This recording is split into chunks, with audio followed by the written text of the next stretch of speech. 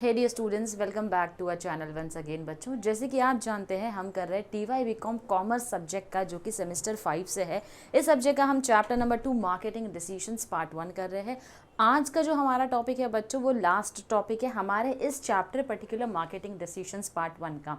अब बच्चों, अगर आप ऐसे हो जो जानना चाहते हैं कि कंपनीज जो ये प्राइस सेट करती है, मैम आपने प्राइसिंग ऑब्जेक्टिव्स तो बता दिया, क्या फैक्टर्स है जो प्राइस को इन्फ्लुएंस करते हैं समझा दिया, लेकिन अगर आपका इंटरेस्ट है ये जानने में कि ये प्राइस जो सेट किए जाते हैं वो कैसे किए जाते हैं, क्या स्ट्रैटेजी अपनाती है, क्या टैक्टिक्स होते हैं, क्या प्लान ऑफ एक्शन होता है कंपनी के, क्योंकि कल अगर हमको अपना बिजनेस स्टार्ट करना है तो हमको स्ट्रैटेजीज जो है वो पता होनी चाहिए। तो बस आज का हमारा टॉपिक यही चीज़ के बारे में बात करने वाला है कि कंपनी अपनी प्राइसिंग स्ट्रैटेजीज कैसे बनाती है। तो सबसे पहले जब हम बात करते हैं प्राइसिंग स्ट्रैटेजी की, it is nothing but a plan of what, plan to achieve pricing objective. Pricing objective कुछ भी हो सकता है, प्रॉफिट कमाना है ज़्यादा, शेयर होल्डर्स के वेल्थ को इन्हांस करना है, कॉर्पोरेट इमेज को बढ़ाना है, या फिर हमको मार्केट शेयर ज़्यादा कवर करना है। कुछ भी आप अचीव करना चाहते हो वो आपका ऑब्जेक्टिव है। कैसे अचीव करते हो वो आपकी स्ट्रैटेजी होती है। Now, pricing strategy is formulated when a new product is launched in the market. Pricing strategy जो होती है वो क्या होती है, बेसिकली कैसे बनती है, जब एक न्यू प्रोडक्ट को मार्केट में क्या किया जाता है, एक न्यू प्रोडक्ट को लॉन्च किया जाता है। Pricing strategies differ from pricing method. अब प्राइसिंग स्ट्रैटेजी अलग होती है, प्राइसिंग मेथड्स अलग होते हैं। Pricing method helps to calculate and fix the price on the basis of cost, competition, demand. यानी कि प्राइस को आप जो फिक्स करते हो, पर्टिकुलर मेथड होता है, कैलकुलेशन होता है, बनाने में कितना खर्चा लगा है, कंपटीशन क्या है, उसके साथ साथ उसकी डिमांड कितनी है, सारी चीज़ों को ध्यान में रख के कैलकुलेशन करते हो, तो वो मेथड्स है। लेकिन स्ट्रैटेजीज जो होती है, मार्केट में प्राइस कैसे रखना चाहिए, वो हमारी स्ट्रैटेजीज में होती है। जिसमें सबसे पहला हमारा जो स्ट्रैटेजी है बच्चों, वो है हमारे skimming pricing strategy. Skimming pricing strategy के लिए आप हमेशा एप्पल को याद रखो। एप्पल मतलब खाने वाला एप्पल नहीं, जो ब्रांड है एप्पल, जो आईफोन ऑफर करता है, आईपैड ऑफर करता है, इसकी अगर हम बात करें तो ये स्किमिंग प्राइसिंग स्ट्रैटेजी अपनाता है, क्योंकि ये एक हाई प्रीमियम प्राइस चार्ज करता है अपने प्रोडक्ट के लिए, जो एक यूनिक कस्टमर बेनिफिट देता है। जब मार्केट में लॉन्च करते हैं इसको, एक यूनिक बेनिफिट के साथ इसको लॉन्च किया है, इसीलिए ये एक हाई प्रीमियम प्राइस चार्ज करता है। यहाँ पर जो ये स्ट्रैटेजी है, इसका एम होता है हमारे प्रॉफिट मार्जिन जो है वो अर्ली स्टेज में ही हमको क्या चाहिए, ज़्यादा चाहिए। प्रोडक्ट को इंट्रोड्यूस किया, हमारे प्रॉफिट्स भी ज़्यादा होना चाहिए। स्किमिंग प्राइसिंग स्ट्रैटेजी के अंदर अगेन 2 सब टाइप्स होते हैं। तो यहाँ पर जैसे मैंने आपको कहा, ब्रांड का अगर आप नाम याद रखोगे, एप्पल को याद रखो, इनका एम है हाई प्रॉफिट मार्जिन। जो लोअर प्राइस रखते हैं उनका एम क्या होता है, हमको क्या चाहिए, मार्केट शेयर ज़्यादा चाहिए। इन्हें मार्केट शेयर से ज़्यादा फोकस किस पे करना है, प्रॉफिट मार्जिन्स पे। अब इसके 2 टाइप है, एक तो रैपिड स्किमिंग प्राइसिंग, दूसरा स्लो स्किमिंग। रैपिड का मतलब होता है फास्ट। यहाँ पर high prices are charged and the products is promoted with heavy promotional expenditure.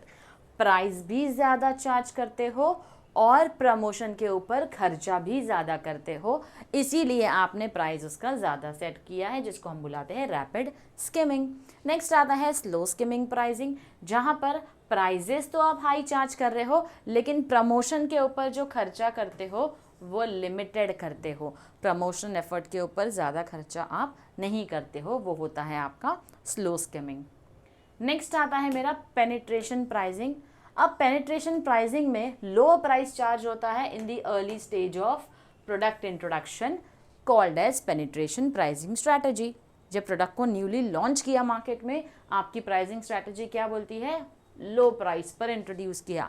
यहाँ पर मेन ऑब्जेक्टिव होता है large share of the market, यानी मार्केट शेयर ज़्यादा कवर करना है in the early stages of the introduction of the product in the market. अब ये स्ट्रैटेजी के अगेन 2 सब टाइप्स है, एक है हमारा रैपिड पेनिट्रेशन, दूसरा रैपिड स्किमिंग। यहाँ पर प्राइस क्या है, लो चार्ज है, इसीलिए हमारा जो खर्चा होगा वो किस पे करेंगे, प्रमोशन के ऊपर ज़्यादा करेंगे। रैपिड और पेनिट्रेशन में याद रखना, जहाँ पर भी हमारा रैपिड है, प्राइस पेनिट्रेशन के हिसाब से याद रखो। पेनिट्रेशन स्ट्रैटेजी का मतलब ही होता है लो प्राइस को सेट करना। तो जहाँ पर हम रैपिड देखते हैं, रैपिड में हमेशा प्रमोशनल एक्सपेंडिचर ज़्यादा होता है, प्राइस यहाँ पर पेनिट्रेशन में लो है। वही लो पेनिट्रेशन की अगर हम बात करें, प्राइस तो लो है ही, लेकिन हमारा यहाँ पर एडवर्टाइजमेंट या प्रमोशनल एक्सपेंडिचर जो है वो भी लिमिटेड होता है या कम होता है। यानी प्राइस कम रखा और प्रमोशन सबसे ज़्यादा कर रहे हैं, ऐसा भी हम नहीं करते हैं। तो ये हमारा रैपिड और स्लो पेनिट्रेशन प्राइसिंग है।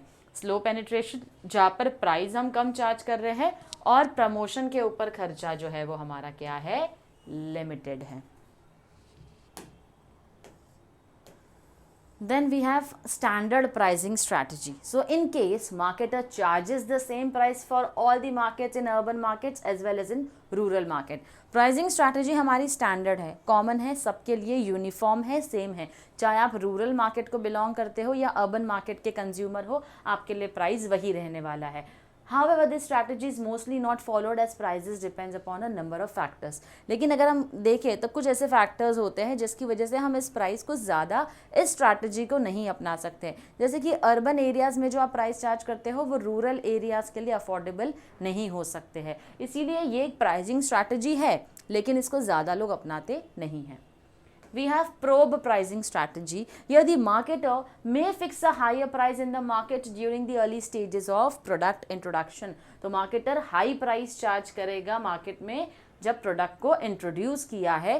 क्यों करते हैं? यहाँ पर उनको क्या पता लगाना है, to probe the reaction of the buyers. अगर हम हाई प्राइस चार्ज करके मार्केट में इंट्रोड्यूस करते हैं तो क्या रिएक्शन होता है बायर्स का, उस रिएक्शन के ऊपर बेस होता है और हमारे प्राइस को हम एडजस्ट करते हैं। Marketer may follow this technique especially when sufficient information is not available in respect of competitors' pricing, purchasing power of the buyers and so on. Probe pricing strategy basically इसीलिए रखी जाती है जब आपको मार्केट का knowledge नहीं होता है, कॉम्पिटिटर्स का नॉलेज नहीं होता है, purchasing power of the buyers का नॉलेज नहीं होता है। ऐसी कोई इन्फॉर्मेशन अगर अवेलेबल नहीं है तो ऐसी सिचुएशन में आप प्रोब प्राइसिंग स्ट्रैटेजी अपनाते हो। Then we have differential trade margin pricing strategy. तो जिस तरीके से आपका अलग अलग तरीके से ट्रेड हो रहा है उसके बेसिस पर आपकी प्राइसिंग स्ट्रैटेजी भी क्या होती है, चेंज होती है। द मार्केटर में allow various type of discounts या फिर ट्रेड मार्जिन्स। वेरियस डिस्काउंट्स क्या हो सकते हैं, क्वांटिटी ज़्यादा बल्क में खरीदा तो आपको डिस्काउंट मिल गया उसके ऊपर। सीजनल डिस्काउंट हम रखते हैं, ऑफ सीज़न हमारे प्राइस अलग होंगे, ऑन सीज़न हमारे प्राइस जो है वो अलग होंगे। ऑफ सीज़न में हम सेल्स को बढ़ाना चाहते हैं तो डिस्काउंट्स देते हैं। कैश डिस्काउंट्स देते हैं to encourage prompt payment, immediate payment कर दिया तो आपको कैश डिस्काउंट मिलेगा। गुडविल के ऊपर डिस्काउंट देते हैं, ट्रेड डिस्काउंट्स हम देते हैं। अब क्योंकि ये अलग अलग टाइप ऑफ डिस्काउंट्स हम ऑफर कर रहे हैं इसीलिए इसको differential trade margin pricing strategy बोला गया है। Then we have transfer pricing strategy. Transfer pricing strategy जो होती है बेसिकली प्राइसिंग ऑफ गुड्स और services among subsidiaries within a multinational corporation. The strategy is adopted by subsidiaries of an MNC when they trade with other subsidiaries or with the parent company. Main objective of transfer pricing is to reduce the impact of custom duties. यानी कि एक MNC की अपनी ही एक subsidiary firm है, तो अगर मेरा कोई ऐसा प्रोडक्ट है जिसके लिए मुझे रॉ मटेरियल्स चाहिए या जो मुझे सप्लाई कहीं दूसरे कंपनी से लेने से अच्छा, किसी और सप्लायर से लेने से अच्छा, मैं प्रेफर करूंगी अपनी ही सब्सिडरी फर्म को मैं क्या करूं, उन्हीं से मैं खरीदूं। उसको बोलते हैं transfer pricing strategy. Selling firm charges lower price to the buying firm within the MNC. इसी एमएनसी ग्रुप के अंदर अगर आप खरीद रहे हो तो आपको जो प्राइजेस चार्ज किए जाते हैं वो क्या होते हैं, कम होते हैं। लेकिन वही अगर आप बाहर कहीं पर सेल कर रहे हो कस्टमर्स को तो प्राइजेस ज़्यादा चार्ज होते हैं। Now in such a situation selling firm may suffer a loss while the buying one will make a profit. अब ऐसे सिचुएशन में क्या होता है, मैं बाहर अगर कोई चीज़ 100 रुपये में बेच रही हूँ लेकिन अपने ही घर वालों को देना हो तो मैं 50 में बेच रही हूँ, तो मेरा तो 50 का नुकसान है, लेकिन ऑन दी अदर हैंड जिसने मुझसे 50 में ख़रीदा उसका प्रॉफिट होगा। जो मेरे ही घर के किसी ने ख़रीदा 50 का, उसका क्या होगा, प्रॉफिट होगा, क्योंकि उसका 50 रुपया बचा ना। बाहर से अगर वो ख़रीदता तो उसको शायद 100 रुपया चार्ज पे करना पड़ता, लेकिन मुझसे ख़रीदा 50 का, उसको प्रॉफिट हो। तो internally with in the group क्या हुआ है, प्राइस जो है वो ट्रांसफ़र हुआ है। However, the overall profit of the parent firm in the consolidated balance sheet would not be affected. तो यहाँ पर पेरेंट फर्म की कंसोलिडेटेड जो बैलेंस शीट बनती है उसमें उसका कोई इफेक्ट जो है वो नहीं दिखेगा। Differential pricing for differential market strategy. इसका मतलब होता है आप अलग अलग प्राइस चार्ज करते हो अलग अलग मार्केट में, कई सारे फैक्टर्स के ऊपर बेस्ड होता है ये differential pricing strategy. Marketers may adopt differential pricing strategy for home markets and for overseas market। तो होम मार्केट के लिए आपकी अलग प्राइसिंग स्ट्रैटेजी होगी और ओवरसीज मार्केट के लिए अलग होगी। Again there can be differential pricing between 2 और मोर ओवरसीज मार्केट, 2 या 2 से ज़्यादा ओवरसीज मार्केट में भी अलग होगा। हो सकता है मैं इंडिया में हूँ, मैं चाइना में अगर कोई चीज़ बेच रही हूँ, इंडिया में बेच रही हूँ तो इंडिया में प्राइस अलग होगा, चाइना में अलग होगा, एशियन मार्केट्स में अलग प्राइस चार्ज कर रही हूँ, अफ्रीकन मार्केट्स में अलग चार्ज कर रही हूँ, यूरोपियन मार्केट्स में अलग चार्ज कर रही हूँ। प्रोडक्ट वही है लेकिन अलग अलग मार्केट में मेरा प्राइस क्या है, अलग है। क्यों? बिकॉज डिफरेंस इन एक्सपेंसेस जैसे कि डॉक्यूमेंटेशन, फ्रेट, इंश्योरेंस, पैकेजिंग, इन सब का खर्चा अलग होता है। एशियन मार्केट के लिए अलग पे करना पड़ेगा, यूरोपियन के लिए अलग पे करना पड़ेगा, इसीलिए मेरे प्राइजेस भी चेंज हो जाएंगे। Differences in cost to be charge, total cost जो डोमेस्टिक मार्केट में होगा, only variable cost for export markets specially when major sales are in the home market. तो यहाँ पर ये वेरिएबल कॉस्ट में भी चेंजेस आते हैं तो आपके प्राइसिंग स्ट्रैटेजी में चेंज आएगा। Differences in the level of competition, when there is no और less competition prices can be high. जब कंपटीशन नहीं है तो प्राइजेस क्या हो सकते हैं, ज़्यादा हो सकते हैं। कंपटीशन है तो प्राइजेस आपको अफोर्डेबल या लो करने पड़ते हैं। Difference in demand in international market, अलग अलग इंटरनेशनल मार्केट में अलग अलग आपके प्रोडक्ट की डिमांड है, उसके बेसिस पर आप प्राइस चार्ज करते हैं। बायर्स का एटीट्यूड क्या है in the exporting countries is, if the buyer's attitude towards exporting countries goods is negative, exporter may fix low prices to gain entry in such markets, whereas in other markets he may charge higher price। अपनी ही country के लोग का attitude ऐसा है कि नहीं, हमको लगता है बहुत ज़्यादा प्राइस चार्ज कर रहे हो, अपनी कंट्री में हम लो कर देंगे, दूसरी कंट्री में जहाँ एक्सपोर्ट कर रहे हैं वहाँ पर हम हाई प्राइजेस चार्ज करके अपना प्रॉफिट कमा लेंगे। That is what we mean by this differential pricing in different market strategy. Next we have trial pricing. Trial pricing basically ऐसा है जब हम ट्रायल पर्पस के लिए दे रहे हैं कस्टमर को, लो प्राइस चार्ज करें ताकि हम कस्टमर को इंड्यूस कर सके, अट्रैक्ट कर सके, इंट्रोडक्टरी स्टेज पर हमसे आके प्रोडक्ट को खरीदे। तो when the demand increases marketer में चार्ज हायर प्राइस, डिमांड बढ़ती है मार्केटर ज़्यादा प्राइस चार्ज करेगा। पर्पस क्या है यहाँ पर, win the customer acceptance first and profits later. हम चाहते हैं कस्टमर पहले पूरी तरीके से हमारे प्रोडक्ट को एक्सेप्ट कर ले, प्रॉफिट तो हम बाद में भी कमा लेंगे अगर कस्टमर हमारे प्रोडक्ट को एक्सेप्ट कर लेता है, यानी रीपर्चेस करेगा, खरीदेगा, वर्ड ऑफ माउथ पब्लिसिटी करेगा, रिपीट परचेसेस करेगा, तो इससे बेनिफिट हमारा ही होगा। फॉलो द लीडर प्राइसिंग, जो लीडर है एक प्रोडक्ट को बनाने में, जो भी मार्केट लीडर है, आप देखो उसने क्या प्राइस चार्ज किया, बस वो जो प्राइस सेट करेगा उसी से मिलता जुलता प्राइजेस मेरे भी क्या होंगे, सेट होंगे। Marketer may fix his prices depending upon the prices of the leading competitor. Market में सबसे बड़ा शाना कौन है, उसने जो प्राइस रखा है, मेरा कॉम्पिटिटर है, तो मुझे भी उसको देखकर ही अपने प्राइस को सेट करना है या फिर उसके आसपास ही सेट करना है। This strategy may not be advisable as the situation of the marketer may differ from that of the leader in terms of product quality, feature, cost।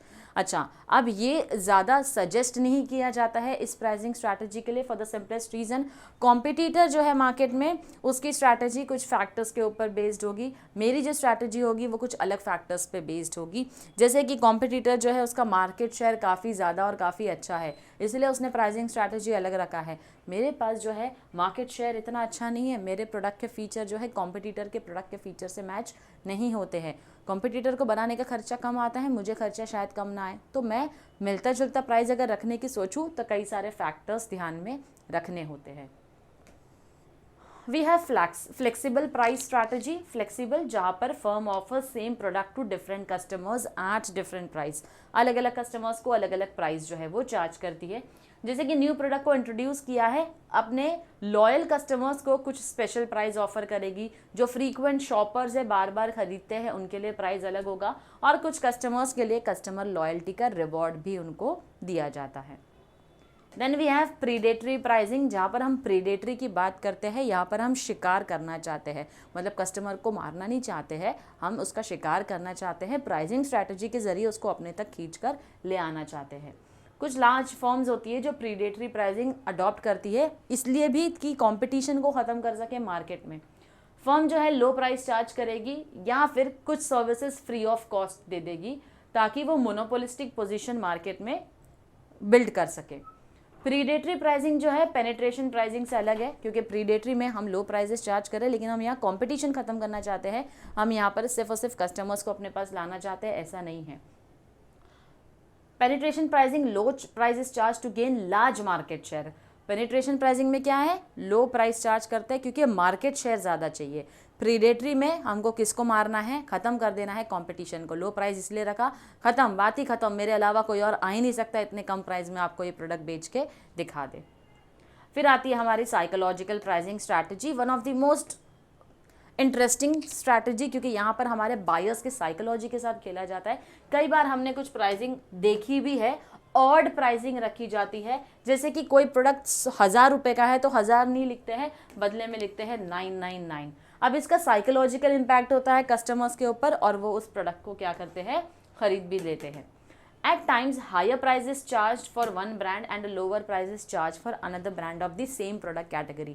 Same product category के लिए क्या किया जाता है, एक ब्रांड के लिए ज़्यादा प्राइस चार्ज किया, दूसरे के लिए लोअर प्राइस चार्ज किया। तो एक ब्रांड के लिए क्या करेगी फर्म, एक ब्रांड के लिए ज़्यादा प्राइस चार्ज करेगी, एक ब्रांड के लिए लो प्राइस चार्ज करेगी। Prices charged for another brand of the same product category, although the quality of both the brands may be more or less the same. Quality दोनों की ही क्या रहेगी, इक्वल भी रह सकती है, थोड़ी बहुत कम ज़्यादा 19-20 का फ़र्क हो सकता है यहाँ पर, लेकिन यहाँ पर प्राइजेस जो चार्ज करते हैं ऑड प्राइसिंग में हम चार्ज कर रहे हैं। Some customers may prefer the brand which is priced higher. कुछ ब्रांड जो कि ज़्यादा प्राइस्ड रहते हैं, चार्ज ज़्यादा करते हैं, as they may equate higher prices to higher quality. अब यहाँ पर कस्टमर्स को क्या लगता है, अगर प्राइस ज़्यादा चार्ज कर रहे हैं इसका मतलब क्या है, क्वालिटी भी उसकी क्या होगी, बढ़िया होगी। Whereas some other customers may purchase the lower priced brands as they may consider value for money. कुछ कस्टमर्स ऐसे भी होते हैं जो प्राइस सेंसिटिव होते हैं, तो उनका मानना होता है कि जो चीज़ हम कम पैसे में भी खरीद सकते हैं उसके लिए ज़्यादा पैसे क्यों खर्चा करना, तो वैल्यू फॉर मनी उनके लिए इम्पॉर्टेंट एस्पेक्ट होता है। Now this is specially true in case of certain liquor brands of cosmetics and toiletries. ऐसा कौन सी सिचुएशन में होता है जहाँ पर हमको लिकर ब्रांड्स खरीदने होंगे, तो ज़्यादा भाई क्यों, देसी से भी काम चल रहा है तो क्यों विदेशी ही पीनी है हमको। कॉस्मेटिक ब्रांड्स जो होते हैं और टॉयलेटरीज जो होते हैं, ऐसे सिचुएशन में इन प्रोडक्ट्स के लिए क्या होता है बच्चों, इन प्रोडक्ट्स के लिए ब्रांड्स जो प्राइजेस ज़्यादा चार्ज कर रहे हैं उनको प्रेफर नहीं किया जाएगा, रेदर ब्रांड्स जो ऐसे प्राइजेस चार्ज कर रहे हैं जो कस्टमर्स के लिए क्या होंगे, अफोर्डेबल होंगे। जैसे आप लोगों ने 3 इडियट्स मूवी देखी होगी, उसमें एक सीन होता है जब करीना कपूर जाती है एक वॉच को ख़रीदने के लिए, तो वो यही बोलता है कि मेरी वॉच जो है वो 150 रुपये की है, टाइम तो सेम बताती है। ये प्राइस सेंसिटिव मार्केट होता है जहाँ पर कस्टमर को लगता है वही चीज़ अगर मुझे कम अफोर्डेबल प्राइस में मिल सकती है, उसकी यूटिलिटी तो सेम होने वाली है, यूज़ तो सेम होने वाला है। अगर हमने 2 लाख 2.5 लाख 3 लाख की घड़ी खरीद ली तो हम उसको सर पे बांध कर तो नहीं घूमेंगे, पहनना हमको उसको हाथ में ही है। तो ये जो साइकोलॉजिकल प्राइसिंग है ना, इस तरीके से लुक्रेटिव ऑफर्स हमको देती है, हालांकि मोर और लेस उसके जो बेनिफिट्स होते हैं वो सेम ही होते हैं। तो यहाँ पर बच्चों हमारा जो चैप्टर नंबर 2 है मार्केटिंग डिसीजंस पार्ट 2 वो होता है कंप्लीट। मिलती हूँ मैं आपसे अपने नेक्स्ट लेक्चर में, जहाँ पर हम स्टार्ट करेंगे marketing decisions part 2, another important and interesting chapter, क्योंकि इसके ऊपर हम थोड़ा प्लेस वाले एस्पेक्ट के ऊपर, डिस्ट्रीब्यूशन पर बात करेंगे। मिलती हूँ आपसे नेक्स्ट लेक्चर में। Till then stay tuned to our channel. Thank you very much.